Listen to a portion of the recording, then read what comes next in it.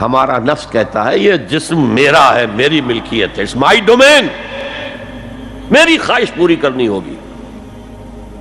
جیسے اس نے کہا میں نہیں جانتا کوئی خدا ہے میرے سوا اور میرے اوپر، میں نہیں مانتا. نفس بھی کہتا میں نہیں ماننے کو تیار، کیا حلال ہے کیا حرام ہے، کیا جائز ہے کیا ناجائز، میری خواہش پوری کرو.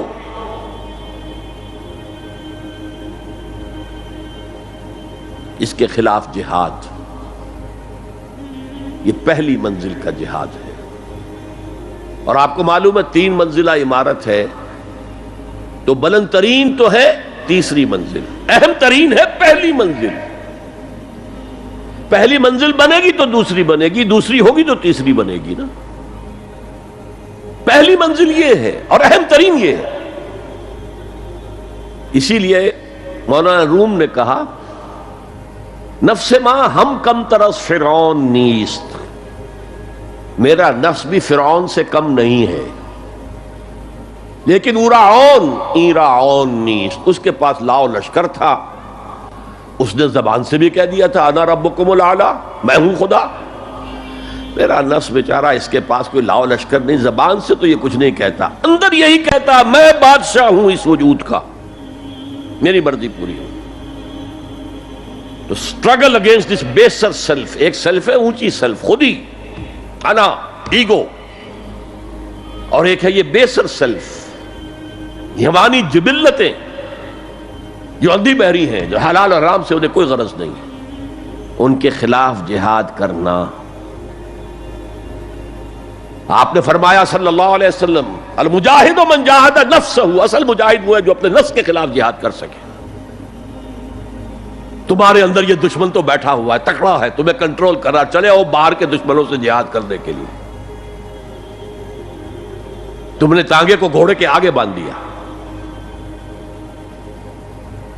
اور ایک دفعہ حضور سے پوچھا گیا ای الجہاد افضل یا رسول اللہ، اے اللہ کے رسول سب سے افضل جہاد کون سا ہے؟ فرمایا ان تجاہد نفسک فی طاعت اللہ، اپنے نفس کے خلاف جہاد کرو، اسے اللہ کا مطیع کرو. یہ جو اندر کی کشمکش ہے، کشاکش ہے، یہ جہاد فی سبیل اللہ کا نقطہ آغاز، اللہ کا مطیع بنانا ہے نفس کو. اس کے ساتھ 2 سب لیول اور ہیں. اس نفس کو بھڑکانے والی ایک قوت ہے انویزیبل، اور ویزیبل بھی ہے. انویزیبل قوت سب سے بڑی ابلیس، شیطان لعین، اور اس کے چیلے چانٹے جنات میں سے. اور ویزیبل میں انسانوں میں جو اس کے ایجنٹ ہیں، جو فحاشی کو کلچر کا نام دے، یہ اس ابلیس کے چیلے ہیں. ان کے خلاف جہاد نہیں کریں گے آپ. اگر آپ ان کے خلاف ایگریسو ایٹیٹیوڈ اختیار نہیں کریں گے تو آپ ان کے دباؤ میں آ جائیں گے. ان الشیطان لکم عدوا فاتخذوہ عدوا، اے لوگو یہ شیطان تمہارا دشمن ہے، اس کو اپنا دشمن سمجھو. وہ تمہیں سبز باغ دکھاتا ہے، بدی کو مزین کر کے دکھاتا ہے، اچھے اچھے نام اس کے رکھ دیتا ہے، اور تمہیں آمادہ کرتا ہے بدی کے ارتکاب پر. نہیں، وہ تمہارا دشمن ہے. افتتخذونہ وذریتہ اولیاء من دونی، تم مجھے چھوڑ کر اسے اور اس کے چیلے چانٹوں کو تم اپنا دوست بناتے ہو. نہیں، شیطان کے خلاف جنگ کرو. اور تیسرا اس پر سب لیول کیا ہے؟ معاشرہ اگر بگڑا ہوا ہے، اس کا عمومی رجحان برائی کی طرف ہے، تو سوشل پریشرز آپ کو ادھر دھکیلتے ہیں. جیسے کہ اگر کوئی موب جا رہا ہے تو اس کے ساتھ چلنا تو بہت آسان ہے، وہ خود ہی آپ کو دھکیلتا ہوا لے جائے گا. اس کے خلاف چلنا بہت مشکل کام. ہو سکتا ہے آپ بڑی زور لگا کے 4 قدم آگے بڑھیں، پھر کو ریلا آئے 10 قدم پیچھے لے جائے.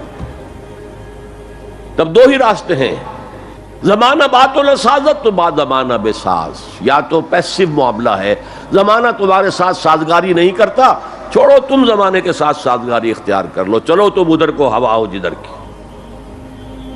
ایک یہ ہے کہ نہیں، زمانہ بات و سازت تو بعد زمانہ ستیس، زمانہ اگر تمہارے ساتھ سازگاری نہیں کر رہا تو زمانے سے جنگ کرو، لڑو، ریزسٹ کرو۔ تو 3 جہاد ہو گئے فرسٹ لیول کے، 3 سب لیولز۔ نفس امارہ، اڈ، لبیڈو، نفس حیوانی کے خلاف جہاد،